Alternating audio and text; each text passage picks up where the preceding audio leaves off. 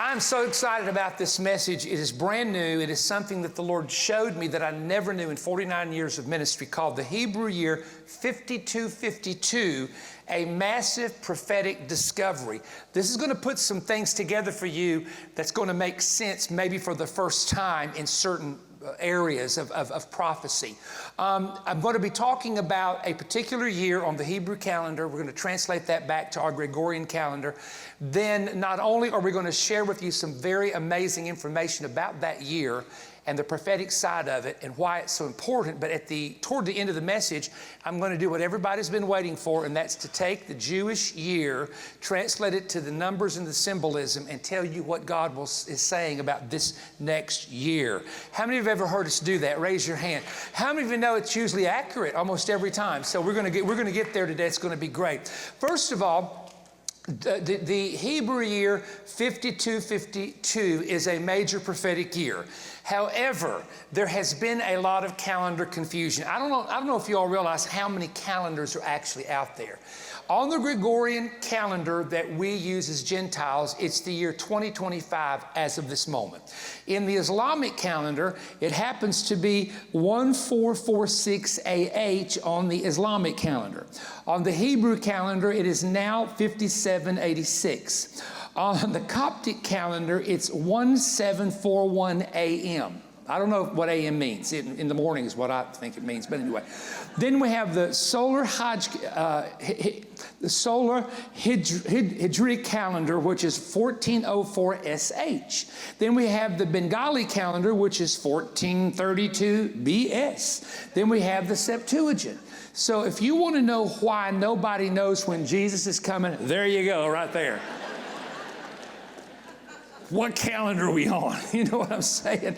So I want to talk to you about a dating period or a dating time which is based on something called the Septuagint. Tommy alluded to this when he was preaching. When Alexander the Great took over the world and formed the Grecian Empire, the Greek language became the known language of the world, the acceptable language of the world. You had the Koine Greek, which is the common Greek. You had the classical Greek, which was used by the philosophers. But in line with that, this is very important you understand this, that when they translated the Bible from the Hebrew to the Greek, that's what the Septuagint is. It's the Old Testament Hebrew translated to the Greek. They did something really strange. They messed up the calendar in the Septuagint version. Now, how do I know that? Because what they began to do, they began to date things, and even the early fathers started using the Septuagint calendar, and it really began to throw things off. Let me explain it to you this way. From the time of Adam to the time of Christ, if you really do the calendar study, is about 4,000 to 4,004 years. And there are scholars that have proven that if you take the time frames of the Old Testament and add them up. The Septuagint, however, was different because it said that from the time of Adam to the time of Christ was 5,500 years. Now, this is what this created. So in other words, Jesus comes, according to the Septuagint calendar, it's 5,500 years from Adam. Most of the early fathers believed in what's called the 6-day, 6,000-year period. That one day with the Lord is 1,000 years is one day. Therefore, Jesus would come after 6,000 years and set up the millennial reign, which was the 7th day of creation, the time of rest, and that would be the 1,000-year millennial reign. Okay, let's add this up. So if I'm living in the time of Christ and I'm going by the Septuagint calendar, I'm beginning to think we have 500 years. And when that 500 years come, it'll be the year 6,000. And when the year 6,000 comes, this has to be the time when the kingdom is going to arrive. Now that would place the idea of the kingdom of God coming to earth about somewhere between the 5th to the 7th centuries AD, again, depending on how you count the calendar. So here's what I want to tell you, and this is where history begins to shift, and it starts making more sense. Somewhere, there was an emperor by the name of Constantine that came in the 4th century. Constantine the Great legalized Christianity, as most of you know. When Christianity became legalized, as far as the Roman Empire was concerned, something else happened very interesting, and that is that the Western Roman Empire, that's Rome, Italy, and everything in that division was beginning to collapse. They began to collapse over struggles, and senators were killing each other. Does that almost sound familiar now? You know, and then they had all kinds of economic problems. I mean, wars were breaking out, trying to keep the peace. Pax Romana, keeping the peace. It was a mess in the Western Roman Empire. Constantine comes along and he does something very interesting. He decides to build another Rome, in which he calls the New Rome, but it's not called Rome. It's called the Byzantium, or the area of what would later be called the Byzantine Empire. So Constantine goes over into the area of we know as Turkey. It was Asia Minor back then. And he goes over into that area, and he comes to an area that history tells us that he began to build an empire in the east. And this empire was actually headquarters out of the area of what would later be called Constantinople, which today is located in the area of Turkey. Now, when this began to happen, you've got to understand what is taking place. They're coming near the 6,000 year period. So they think that the kingdom is going to come. So the Byzantines, and this is what they were known as, the Byzantine Christian Empire, the Eastern Empire, they come up with this bright idea of making a kingdom. So they're going to form a kingdom called the Byzantine Empire. It's going to be a Christian kingdom. They're going to mint their own gold and silver coins. They're going to build buildings. They're going to go into the Holy Land, listen to me, and find the churches where Jesus preached. They're going to build these beautiful structures. Why are they going to the Holy Land? If you've been to the Holy Land, how many have been there? How many of you know there's Byzantine churches? There's a Byzantine, there's a Byzantine, Why are they doing it? They're preparing for the rule of Christ on the earth. They're getting the buildings ready. They're getting the churches ready. Because they believe the 6,000 year period is somewhere pretty soon on the horizon. And so they decide to begin to build an empire. And the idea of this empire, and you can't miss this, was to have a 1,000 year Christian empire in the East, of which Christ would be the head over. And of course, that was known as the Byzantine Empire. And if you've been to Israel, you've seen the ruins of the churches. If you studied history, you know that they lasted for over 1,000 years. And so here we have this group, but the inspiration is Constantine believes, and Christians at that time are believing, that they're coming to a 6,000 year period, and they have to prepare for the kingdom to be set up on the earth. Now, is everybody tracking so far with me? I want to make sure you got this. Say amen if you are. Good, okay. Now, originally on the calendar, the calendar was 360 days making a year. That's all through history. However, things began to change, and so they changed into what we have as a calendar today, as far as the Gentiles have, 365.25 days that make a year. Now, the Jewish calendar counts from Adam to our time right now 5,786 years. But our calendar counts 6,025 years from the creation of Adam to 2025. And we're talking now basic calendar time. We could go in and talk about when they shifted it and Julian and Pope this and Pope that. But if you want to take where we're at, Gentile time, we are at 6,025 years from the creation of Adam. Well, that throws some theories off about the 6-day theory, because we should already be in the millennium. So you tracking with me? I'm gonna make you think. You're gonna have to think. Somebody look at your neighbor and say, "Mabel, did you have your coffee tonight?" I just need to, I need to make sure Mabel had her coffee tonight. Now, there's a lot of history here, but I promise you it's going to get really interesting in just a few moments. Now, so here we have two calendars that are important. We have a Gentile calendar, 6,025 years from the time of Adam to our present time. We now have a Jewish calendar, and during Rosh Hashanah, as you know, the Jewish New Year, it changed to the year 5,786, which is hundreds of years less than the 6,000-year-old calendar. I wish I had time to tell you why, but I won't. Now, I want you to listen to to what I'm about to tell you, because this will help you understand the calendar problem. We are now at the time of the Gentiles. Would you agree? This is the season of the Gentiles, the time of the Gentiles. The blindness in part has happened to Israel till the fullness of the Gentiles come in. Jerusalem will be surrounded by Gentile nations until the times of the Gentiles are fulfilled. So we're living in the grace of God, the mercy of God, the seasons of God, the church age, the Gentile church age, if I can use that expression to help you understand, because most Christians are Gentiles. Not all, but most of them are Gentiles. There are Messianic Jews, we know, but it's a smaller remnant compared to the number of Gentiles that are there. Having said that to you, listen to me carefully. When God is in the time of the Gentiles, He uses the Gentile calendar. This is going to make sense to you in a minute. In the tribulation, God reverts back out of the Gentile calendar of 365.25 days making a year to the original Jewish calendar of 360 days making a year. How do I know it? Because twice in the book of Revelation, Revelation 11:2 and also chapter 13, it says that there will be 1,260 days that makes 3.5 years or 42 months. It don't. Not on our calendar. But if you count in the book of Revelation the years as being 360 days a year, Jewish calendar, original calendar of God, then it adds up to 1,260 days, meaning 42 months or 3.5 years. So my point is, as long as we are on Gentile time, God is going to focus on the Gentile calendar. When the church is removed, God goes back and begins to recalculate based on the Jewish calendar and the days making 360 days making a year. And you can go right to the book of Revelation and add it up, and that's exactly how it adds up. Somebody praise God. Give Him a praise if you understand so far what I'm saying.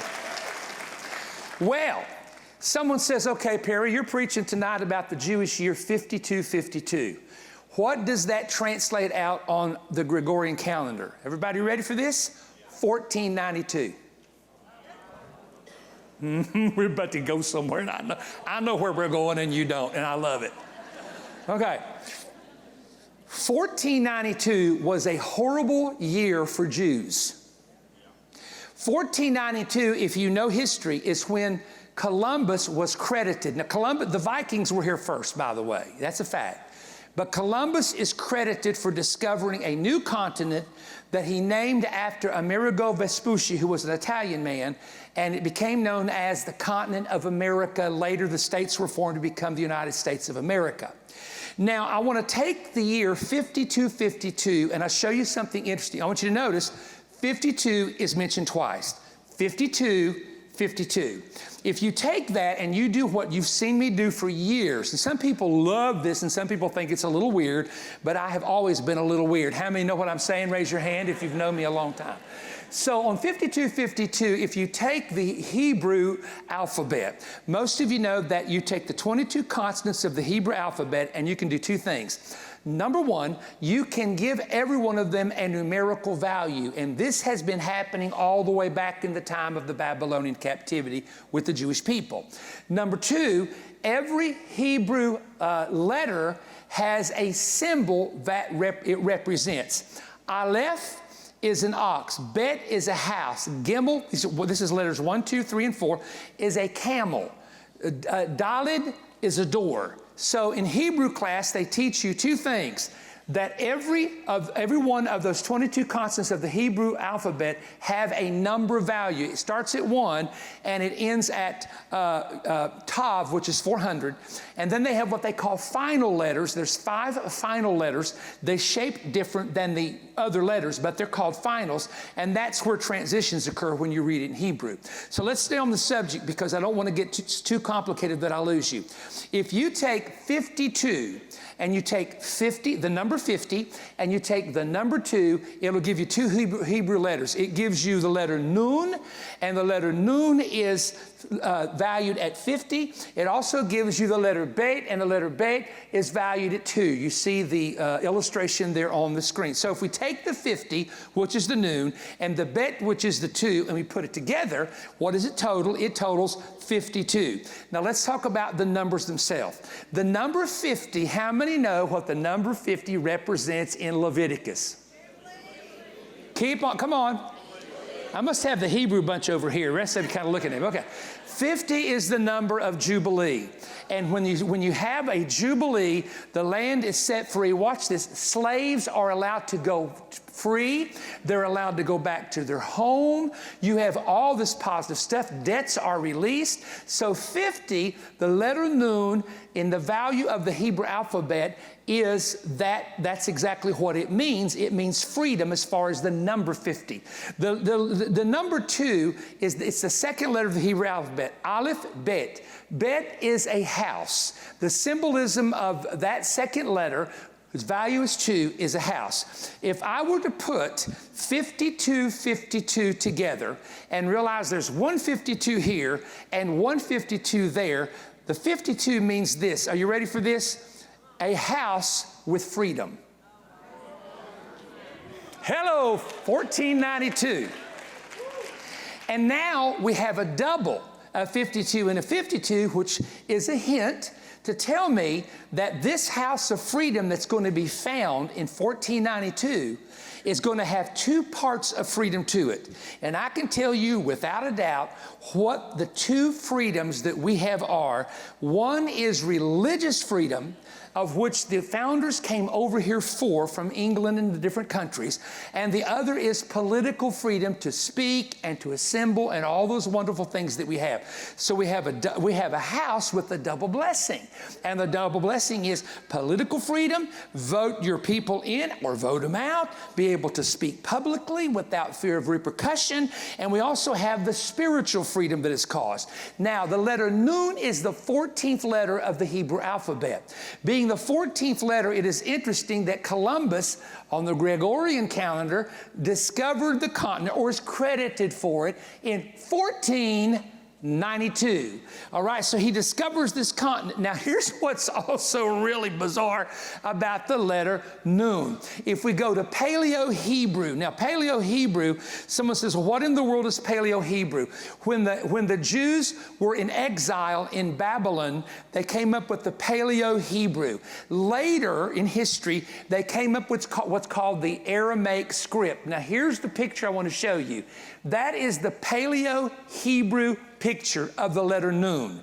And in Paleo-Hebrew, in the picture graph, it can be a sprouting seed, but it is also considered, now this is important to remember this, it can represent the sperm of a man that is creating something, that's going to give birth to something. Oh my goodness. So in the Paleo-Hebrew, we have the loins of a man that's getting ready to procreate something that has never been in existence. I hope somebody's hearing me. Never been in existence before, but it also can represent, as I said, a seed that begins to sprout, a new seed that is going to sprout. You see, when you realize that Columbus discovers this place, or is credited for it, I'll get letters if I don't say it that way. He's credited for that. What he's doing is he's planting a new vineyard. Read the prophecy in Isaiah about God's vineyard that would be planted in a new place. He's planting a vineyard. He's planting a new place. He's planting a new place of history where history is going to be completely changed. Moses' successor is called Joshua, the son of Nun.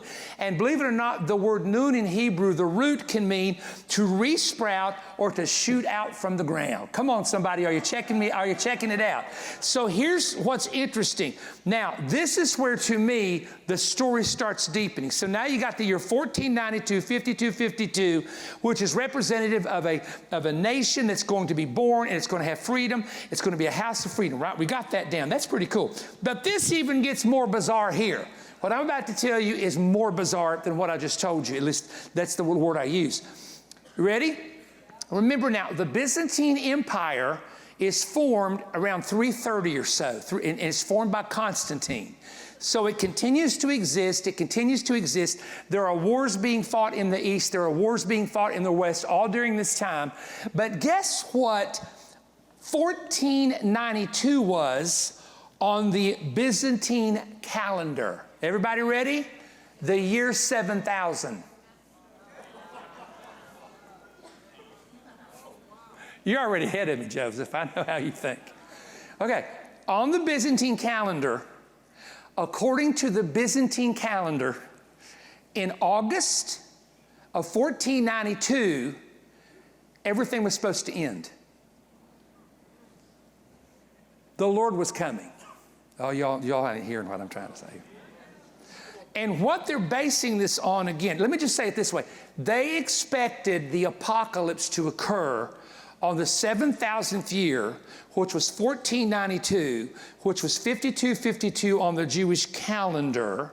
So in 330 AD, let me give you a little summary to help understand this. In 330 AD, the Byzantine Empire was set up in Turkey under Constantinople. The Byzantine Christians had it from 330 AD to 1453, or 1,123 years. Here's what's weird. The Byzantine Christians were believing that August of 1492, 5252 on the Jewish calendar, the end of the world was coming, and Columbus set sail in August.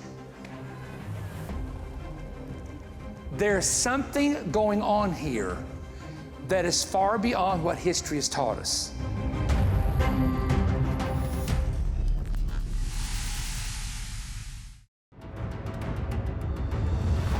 It was said to be one of the greatest gatherings in the history of our ministry, the best of revival and prophecy combined. If you're interested in a right now word from the Lord and messages that reveal coming events that will inspire and equip you for the future, then these 9 messages are a must on your list to see and hear. Now, I could say so much about each one. However, let me just give you the titles that reveal some of the content. Jonathan Cahn preached on prophetic hints in recent events, what God is saying through these things. Tommy Bates preached the message, "It is time to see signs and wonders for your children." And then we have Joseph Z., who taught a great message on God has unfinished business with America. Billy Burke conducted a healing service that went till 1 o'clock in the morning. Oh my goodness, his message called Get Back the Expectations That You Can Receive a Miracle was a dynamic faith builder. Now, I preached 5 messages that I want to give you the titles on. The Hebrew year 5252, a massive prophetic discoveries. We also preached on AI discoveries proving that God exists and prophecy is true. One message that left everybody talking was, if I had one message to leave you, this would be it. We had a Friday afternoon service and I exposed 4 things that almost destroyed me. Well, what a talked about message that was. Saturday morning, I preached on dying ministers and the mysterious harbingers of the end of the age. Now, these 9 DVDs come in an album for offer number 25ME-DVD for $95. The 9 audio CDs are also available in an album for offer number 25ME-CD for a gift of $55. The messages on the MP3 flash drive are offer number 25ME-USB for $55. You can also get the messages on digital download, and you can get that at DL25ME for $45, video on demand, and there's actually 5 ways that you can order these messages, and I hope you will take the time to do it. Now, you can also call Voice of Evangelism at 423-478-3456. You can order online at perrystone.org, or you can write us and send a check to Perry Stone Ministries. It doesn't go to me, but it goes to Voice of Evangelism, and you can request CDs, DVDs, flash drive, or any other the other methods that we have. Now look, VOE is able to reach the world because of your continual support of these resources and offers that we make available. We have many doors opening, but we can only go through them with your help. We know that these messages are going to change the outcome of your situation, so order them today. I have several important things to share with you, so stay with me for the next few moments. First of all, this offer, the DVDs, the MP3 flash drive, and the audio CDs of the main event are now available. Folks, in all my years of conducting the main event that goes back to the 1980s, I have never received more downloads that are right now words from God personally. And when I heard the other speakers, I was so stunned and amazed. And the great healing service that happened on Friday was absolutely incredible. This is a great series of teachings you can get on DVD or you can get on the audio CD, and I'm imploring you to do it now. It's going to be well worth it. Invest in wisdom, knowledge, and understanding. And remember this, the revelations can change your situation.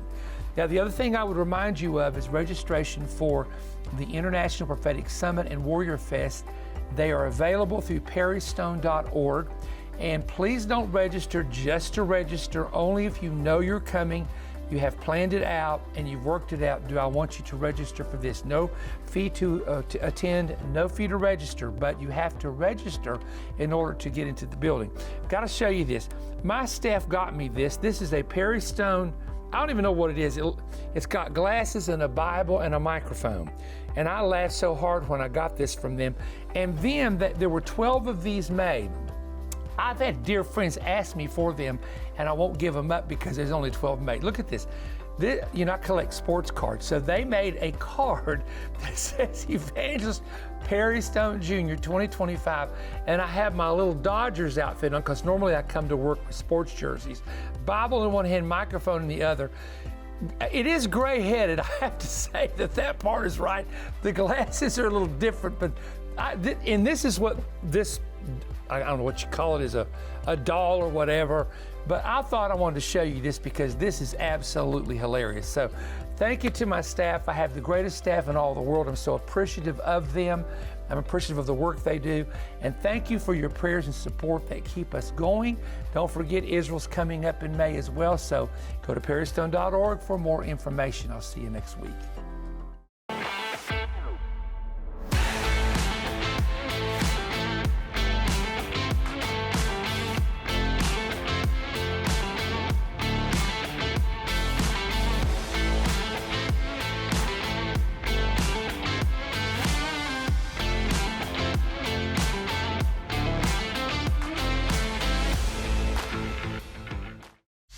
If you are a student of Bible prophecy, or maybe just someone who wants to know what in the world is going on, then you don't want to miss the 2026 Prophetic Summit at Omega Center International in Cleveland, Tennessee, April 22nd through the 26th. Hear world-renowned prophetic speakers Joseph Z., Rick Renner, Jeremiah Johnson, Bill Cloud, Brian Cutshaw, Jonathan Kahn, and your host, Perry Stone.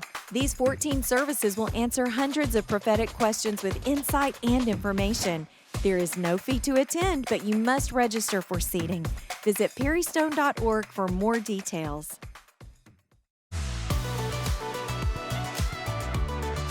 Perry Stone invites you to join him for his 2026 Israel Tour. The dates are May 12th through the 21st. There is also an optional tour to the country of Jordan that includes Petra and much more. For more information and how to register, scan the QR code on the screen or visit perrystone.org.